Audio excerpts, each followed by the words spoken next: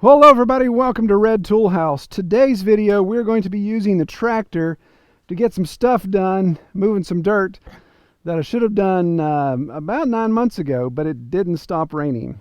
So finally we've got some dry. We're going to take a crack at it here. Okay, so what do we got going on here? Well, first of all, proximity. Down this road is the barn.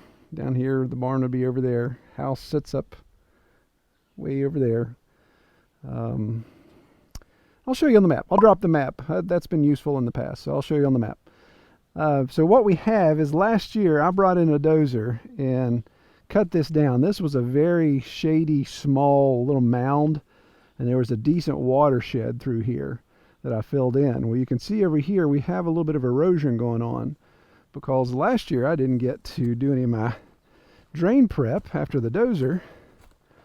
And as I mentioned, it literally rained to the point that I could not get dry enough ground to be able to correct this. So what we have is a seasonal watershed there that comes down this little valley. Get in the shade so it'll show up a little better. So you can see obviously water comes running down through there. I dammed up. I'd made a kind of little tiny retention area to catch silt. That's caught over the winter and is overflowed. Again, we've had a ton of water the last year. So you can see it's got a little bit of a channel down, nothing crazy. Fortunately, this invasive grass has held it quite a bit. As you can see right here, it kind of fans out. Well, it was doing all right till it got to its old watershed spot. So where I'm standing and where you see was about 12 feet deep probably. You can see all the way down there, way down there, how deep it was. So we've had some erosion here. So these little areas here about 4 feet deep. Of course, you have some of the old roots and stuff. So we're going to take some of our overburden. You can see where my spotter is right there. We'll take some of our overburden here. Using the box scraper on the tractor, we're going to drag that down, fill this back in, and probably bring, I've got a piece of culvert pipe. I may bring that in and actually make a, just a culvert over this water retention area so I can handle the X of the water. When I channel it all to a culvert, then I can put some erosion control on the other side of that. So we'll see how that works. But first we've got to get prepped here. So one thing we're going to do while we're here, of course, is I'm going to fill in the pig wallow. They made this a couple months ago and just keep making it bigger. This is the one little flat spot. Again, water comes down off the hill, collects here. West Virginia red clay mud, fills in no problem. And you can see, here's our fence line. So I didn't let them over here on this new ground. I wanted that to settle before they got it insured and everything up. So I've got a small electric fence running down through here underneath the tractor bucket going on over the hill. So we're going to take that fence line down, pull these posts, and that way I can get in here and smooth all this down. And it is so hot right now. It's actually about 20 degrees cooler in the shade. So the fact that it's hotter than monkey nuggets, and that is a meteorological term, you can look that up. We're going to try to do as much of this as possible while we've got some shade in the area. Fortunately, unfortunately, the deer have broken this 17 gauge line in so many places. I can easily go find a place to separate my splice so I can take it down. I have not yet put a gate connector in this section. Okay, we'll set that over here and let it tie itself in a knot in the next several hours, like stuff usually does when I leave it alone like that. It's one thing about having pigs. You can cheap out on your fence posts. You can buy the 4-footers. Since the pig's not known to be a good hurdler, or your fence posts can be short. Save you a buck or two when it comes to buying T-posts. All right, before I reconfigure the box blade, I'm just going to take it, the tractor bucket, and shove this little poplar snag over the hill. Get it out of my way.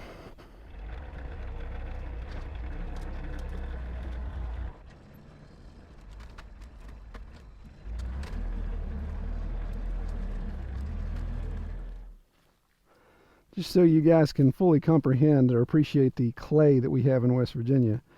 So this is just scraping the top of the soil with the box blade. And I don't know if you can see the sheen, if it's coming through in the in the camera there, but the sheen of the clay. This is about, what, 4 inches down I scraped. And you can see, it's just amazing, A, how it retains water, and B, just how much of it there is. So I'm sure everybody knows how a box blade works. It's pretty simple. If you don't, real quick, obviously you saw me push like a dozer blade with the backside. There's a cutting bar on this backside that allows you to push. Now, it's not nearly as efficient. You don't have nearly as much torque or mechanical advantage because your pivot points of your 3-point hitch make it a little weaker. But you saw I was able to push that snag over the hill without any issues. The part that really does the business is the inside here, the scraper on the inside, the cutting bar. And what I like about it compared to a scraper blade is it collects the material and it holds it in, so the box actually fills. So for me, I enjoy using it a lot more for smoothing out, filling in areas, because you can really retain a lot of material inside the box, and as you go over uneven ground, low spots, then it's going to automatically disperse that in those areas. With a scraper blade, then the material builds up and kind of falls over to the side, and you kind of have these little furrows that you're creating. So I like that. Now, obviously, a scraper blade, you can change the angles and things, and you can grade differently. So there are pros and cons of both. Most of the time, I don't use my teeth on my box blade when I'm leveling, because these are obviously going to dig deep. They're really going to loosen a lot of material, turn over rocks. So if I'm scraping the road or the driveway, anything like that, then I don't use these. And that's why these are in the upright position, turned upside down, because I rarely use them. But today, since we want to move a lot of material, I'm going to turn those over and take advantage of what they do. And they'll help break up material, break up rocks, any roots that we may have as we come through, and just allow me to loosen material quicker.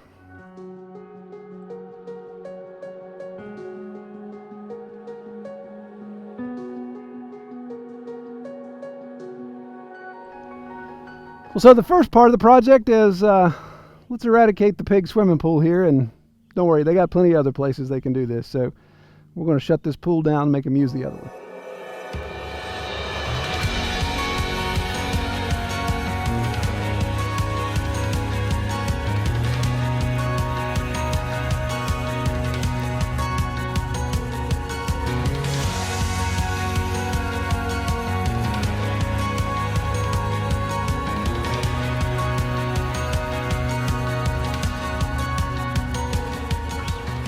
Obviously that was bottomless. Little suckers.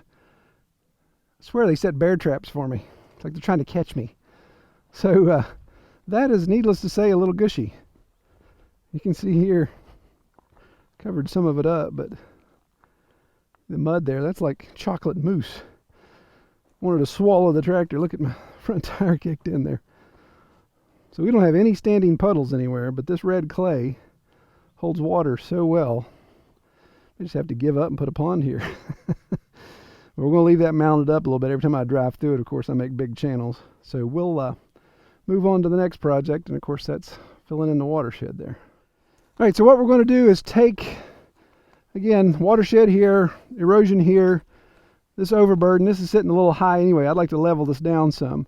So we're going to try to level this off a bit, fill it in, and then that'll allow us to redirect where our stream goes as I fall in the ditch here.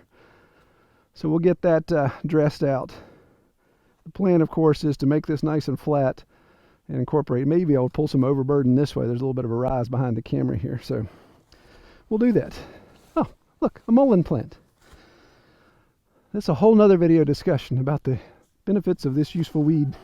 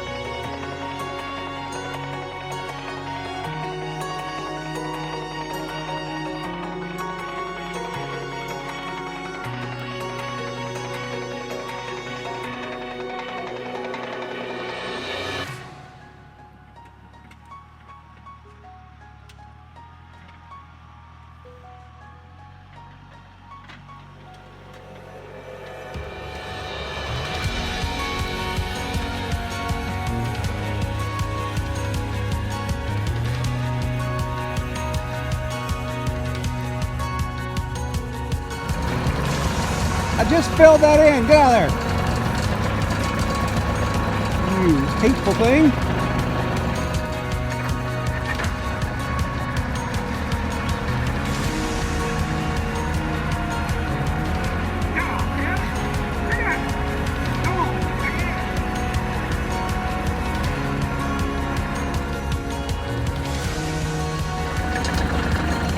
Little jerk, just waiting for me to leave, aren't you?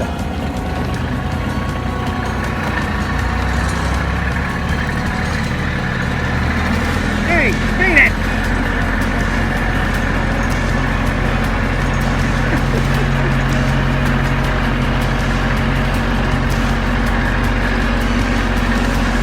Really?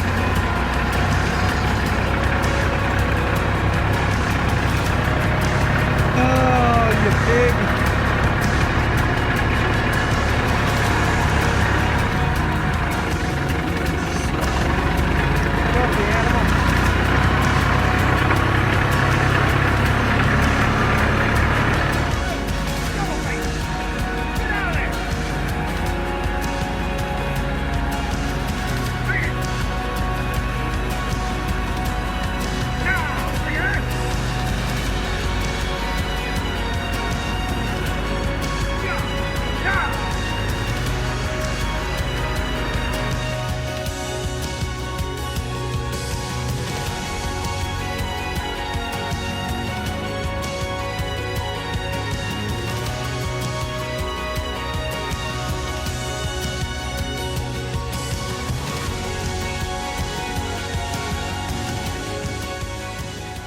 Okay, so I got the hole filled in and actually built it up quite a bit here.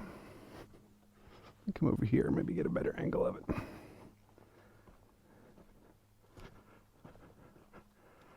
Get out of the sun.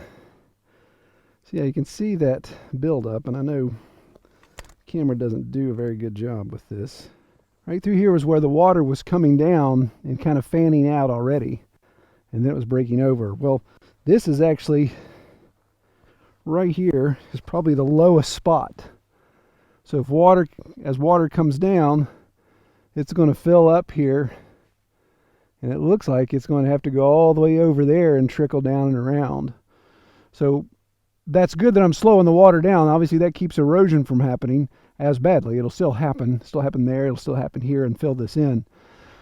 But what I'll do is I've got a piece of pipe, 18-inch pipe, that I think I'm going to stick in here like a culvert, but it'd be more like a spillway on a small pond or a small dam. I may put it just right here and pile dirt up around it, build everything on grade so that that spillway becomes the lowest portion. So as water seeks a path of the lowest path, it's going to pour through there, and that'll allow me to channel it all.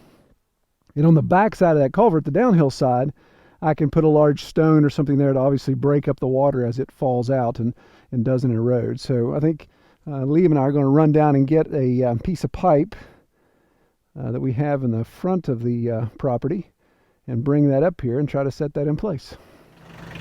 All right, you're going to get on that end. We're going to pick it up and we're going to set it here on the, look, we're going to set it right here between the bucket. Okay?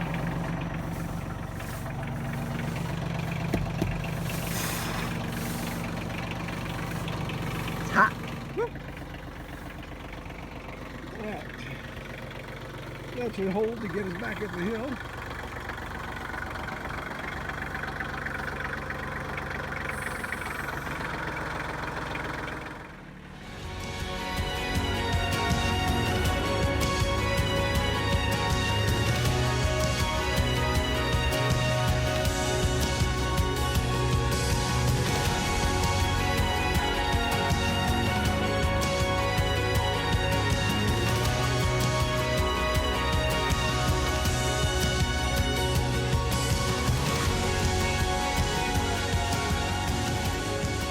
Okay, you can actually see, hopefully you can see, the way this pipe is going uphill.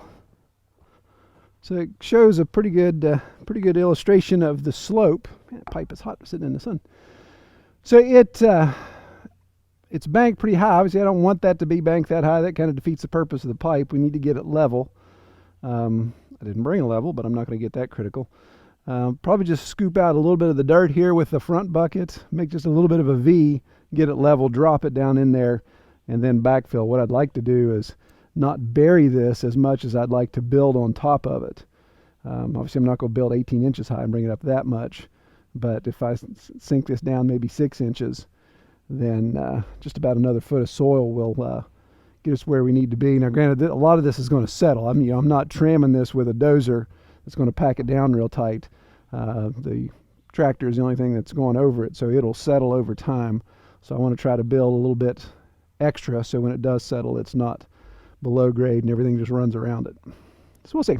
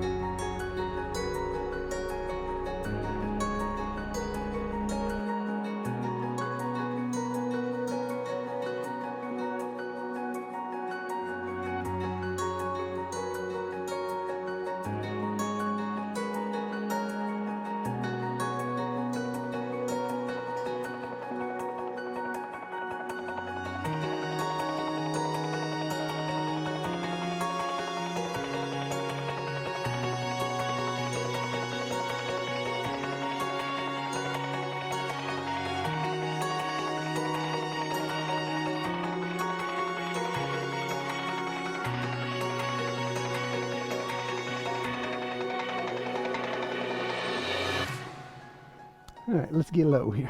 Get low, get low. All right. So you can see right here is the lowest spot. So when I pile dirt up around this and just trace it all the way out through here, then obviously that should force everything into the culvert.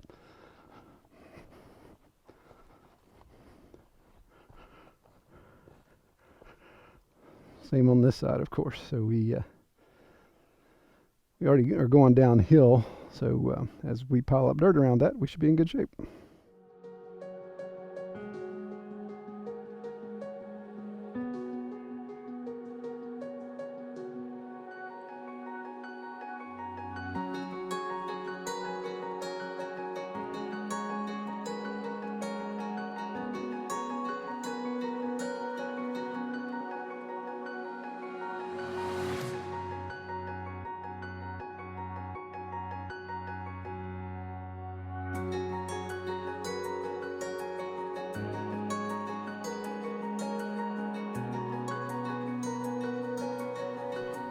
All right, so we got it in. Got a little bit more of a crown than what I wanted. It drops off a little back here, but it's dinner time. My knee is swollen. I got tractor clutch knee, and it's about time to wrap it up. One thing I'm going to try to do is I've got a very large boulder over here. I'm going to try to set that on the downslope of this pipe and see if we can get it to stay, but that'll be the trick. So there at the low spot, even put just a little bit of an earthen wall here just in case I'm off a little. I think all that water is going to collect and go there, slow down a little bit, even silt in around here. And of course, the problem we have with this configuration is obviously the first heavy rain is just going to eat all that out vertically, all the way down. So if I can put a rock in there, large rock, as it settles, then the water will splash off the rock and slow down some of that erosion.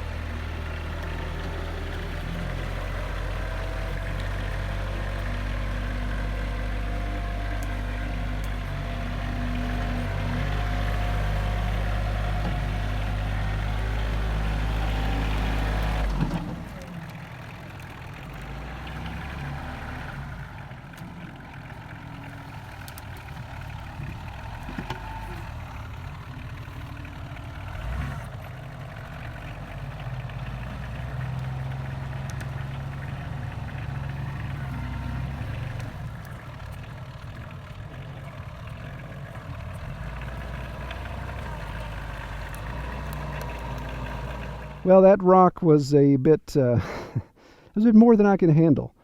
My tractor wouldn't pick that thing up. I thought that was 2 rocks laying on top of one another, but actually it was just one big one. So that's a bit, look at that in proportion to my side-by-side. You can see how that's a little bit more than we could move. So plan B, we'll come back and try something else. Now we're going to put our fence back because those hateful pigs would not stop trying to wallow. We've got all these wallows all over this 5 acres, and they want to come to this one. I guess they rotate like kids at a pool. We're going to realign this, I believe, so we can keep them out.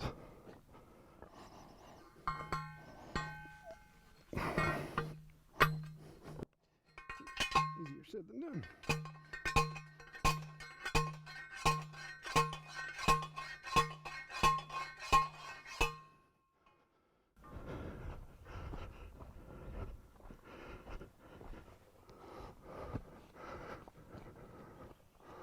All right, buddy, give me a little slack, so walk back with it.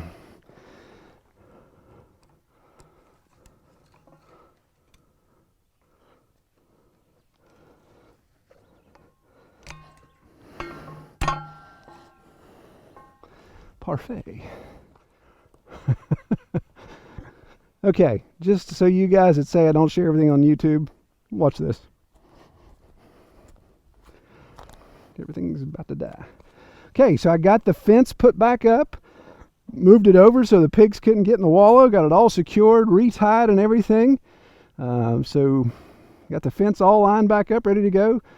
But some dummy forgot to put the equipment on the right side.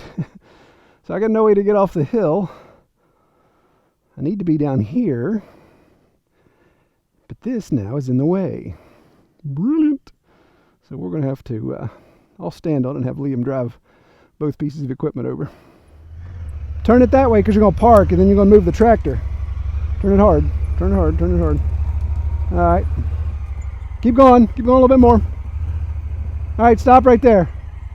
Now park it. Now go move the tractor and do the same thing. The tractor, as soon as you get across, I'll let you know and then we'll swap. Well, while Liam moves the tractor across the wire here, I'll take this opportunity to go over a couple things. Be sure to go to redtoolhouse.com, sign up for our newsletter.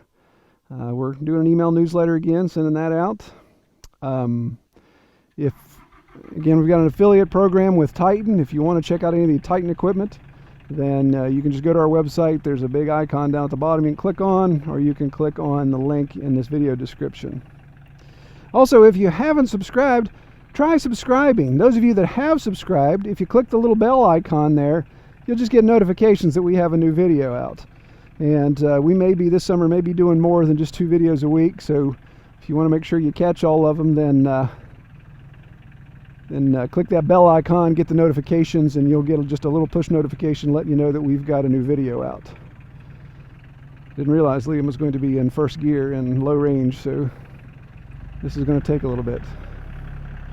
Maybe we should roll some credits or something. If you like our pig keep going, son. If you like our pig discussion, check out our podcast. We now have 7 episodes live. That's the Pastured Pig Podcast. I'll put a link below as well. Careful, careful. All right, take care, everybody.